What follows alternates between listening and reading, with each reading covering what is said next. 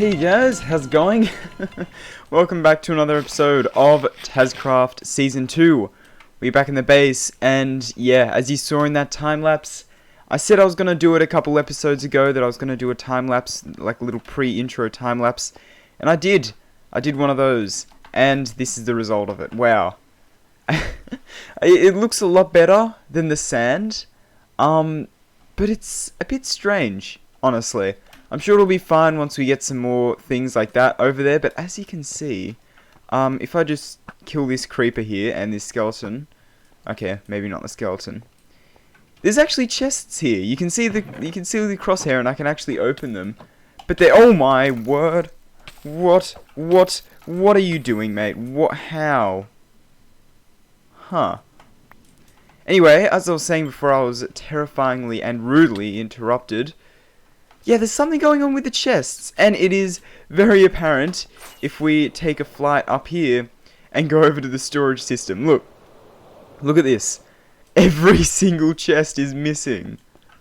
Everything is still in all the chests. As you can see, I've still got everything inside of the chests.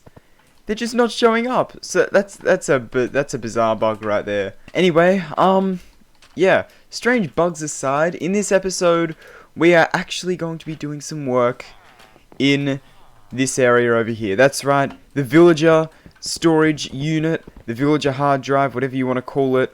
Off camera, I was actually going around lighting up this area because creepers keep exploding down here, and it's very frustrating to have to rebuild the redstone every time. So, yeah, I've gone in and lit up all the back there, but clearly it hasn't worked too well, Mr. Enderman.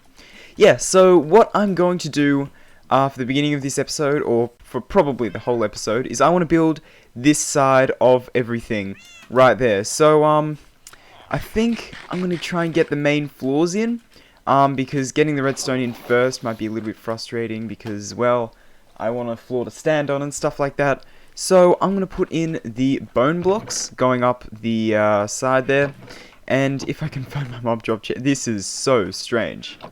This is really, really strange, but I have to say, thank God for the for this mob farm. Honestly, I have an infinite supply of bone blocks, which I never really build with bone blocks that much. Ever since they came out, oh my god. I never really used bone blocks that much, but now I can use as many bone blocks as I want, which is pretty awesome. So I might grab 2 stacks of bone blocks, that'll probably be enough. And, yeah, so now I can make as many bone blocks as I want, and that's probably gonna be good. 2 stacks of bone blocks, I'd say. That's the wrong thing. Yeah, we want to craft bone meal. Oh, love it when I love it when that happens. Perfectly 4 blocks. Awesome. Now, I'm gonna start putting in the glass for these floors right here. Hopefully it won't be too glass consuming. I don't have too much more left. I might have to go ahead and cook a bunch more in the super smelter. Except I'm running out of fuel. You would have thought that 19 stacks of coal would have done me for a while, but not really. Maybe that's because I'm a little bit wasteful with it. I'm not too sure. Anyway, yeah, I am going to put in at least these parts for the glass, and I will be back with you once I've done that. Alright, I'm currently removing all of the scaffolding blocks that are right here because we have at least the outlines for the glass platforms. I really hope I have enough glass for this. I don't think I will though, so I might go ahead and smelt some more. I'm going to need some more anyway, because yeah, I'm kind of running low as I said before. So I'm going to head over, grab a whole bunch of sand. Let's actually check. Do I have any more glass? Did I just not grab all my... Yeah, I grabbed literally all my glass.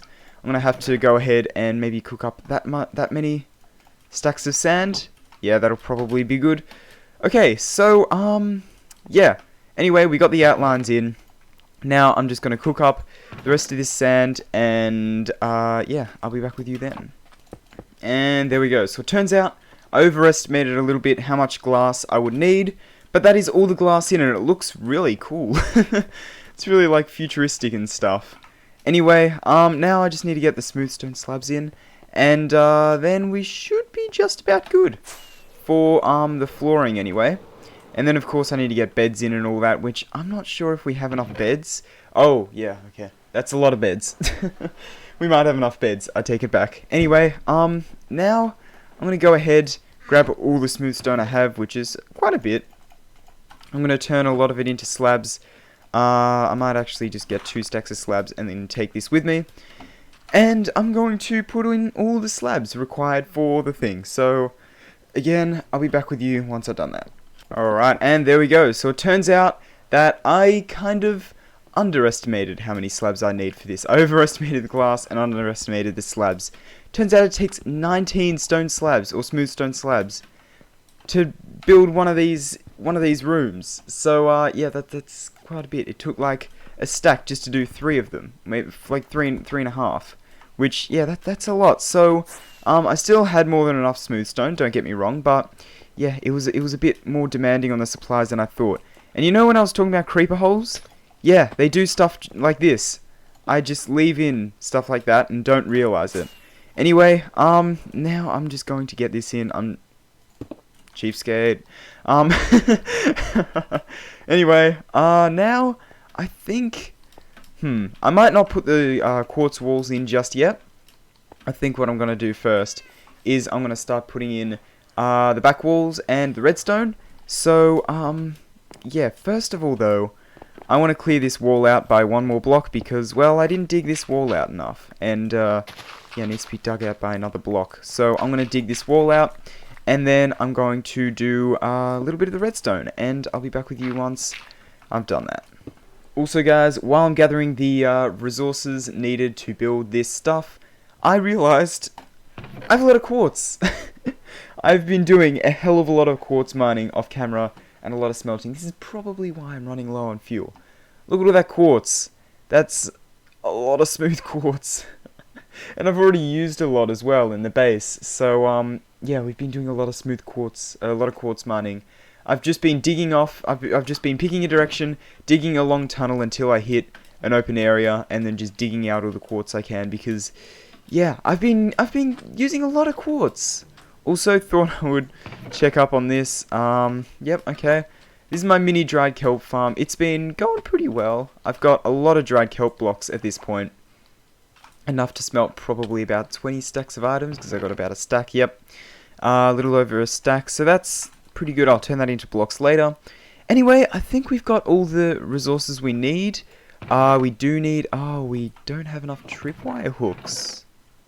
Guys, there's nothing much I love more than sitting back and working on a redstone project. It's all done. About an hour just flew by right there. So yeah, if we take a look in here, that is all of the redstone done. So yeah, that's all the redstone that we need for this thing. Well, most of it.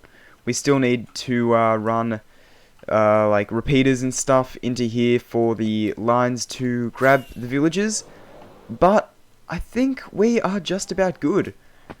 So yeah, I think yeah, that's the redstone just about done. So pretty much all we need to do now is put in the quartz for the walls, and that side is as done as the other side, which is awesome. So I'm gonna chuck the rest of this glass back in here because I'm not gonna need any more of that. I'm gonna chuck all the stone away. I'm gonna put all my we're up to 2 double chests of smooth stone. I'm going to be able to do a lot of trading with villagers. Anyway, I'm going to put all my stuff away, and then I'm going to put in all the quartz walls, and I'll be back with you then. And there we go, guys. We have now got 2 sides of this massive project in. Oh man, it feels absolutely crazy. Yeah, wow. Okay, if I can take off here, that would be great. Let's see. There we go. Okay, as you can see, we run along here, we've got all of the floors in, everything is amazing.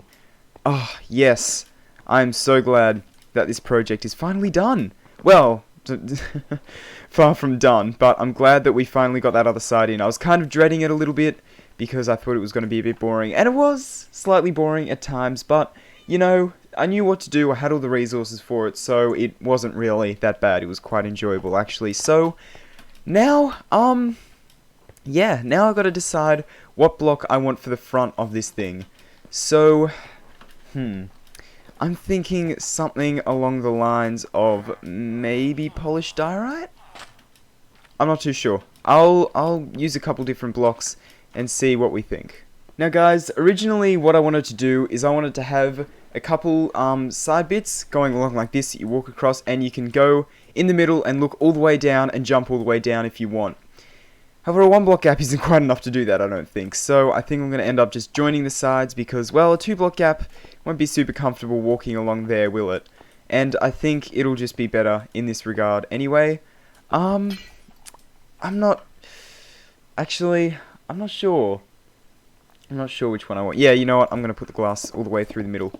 Anyway, so if we had the diorite wall coming up like this, it would come up a little bit like this, and then we'd have more of the walkway coming across here. So if I just build out the walkway a little bit more, just like that, and put those across there, this is what it would look like. Yeah, I think that looks decent. It's about to not look like anything.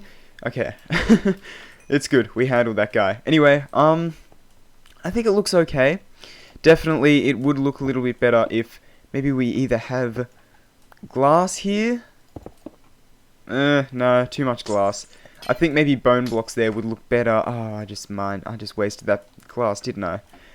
Yeah, I think having some bone blocks going up here would look quite good as well, and then we can have a little bit of depth on the walls there. Actually, I'm not too sure. Let me show you the design for the switch to show if villagers are in here or not. Okay, so right here we have an occupied switch. So if we go, oh, no, there isn't a villager in here, and the thing's flicked up. Okay, well, let's flick that down, because we might want it flicked down. So then when we do that, it should activate this dropper, which it did, and send an item all the way down here, except it didn't seem to... Oh, it landed on the top. Okay, well, if we try that again... Oh, it's down, which means there's a villager in here, but there's no villager in here. Okay, if we flick this, then it'll send an item down that tube, and basically that item will be specially named, and the way it's going to work is that item will go into a water stream, and then into a bunch of item sorters, and then what those item sorters are going to do is pretty much determine, you know, which villager it is, and which one we need to toggle. So I think that's pretty good. I'd say that's pretty good. Now I've got to figure out, do I want it... I probably want it to run in a crossways like this to save as much as many hoppers as possible, because pretty much the system that I want to do is if we continue this tube all the way down here, so it'll have the items that, and they'll go along this water stream as well. If I could throw things properly, they'll go across this water stream just like so.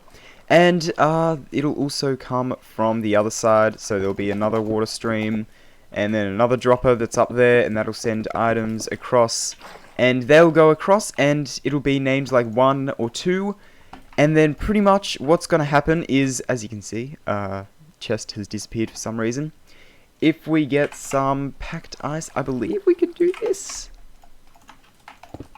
Yep, there we go. So then, pretty much... if we get some more water here and put it right there, the item will travel over that pressure plate and it will activate it. Actually, no, it won't, because it's a stone pressure plate. If we use a wooden pressure plate, however, it will actually go over that pressure plate and activate it. Yep, there we go, you saw that. And will that activate through a block?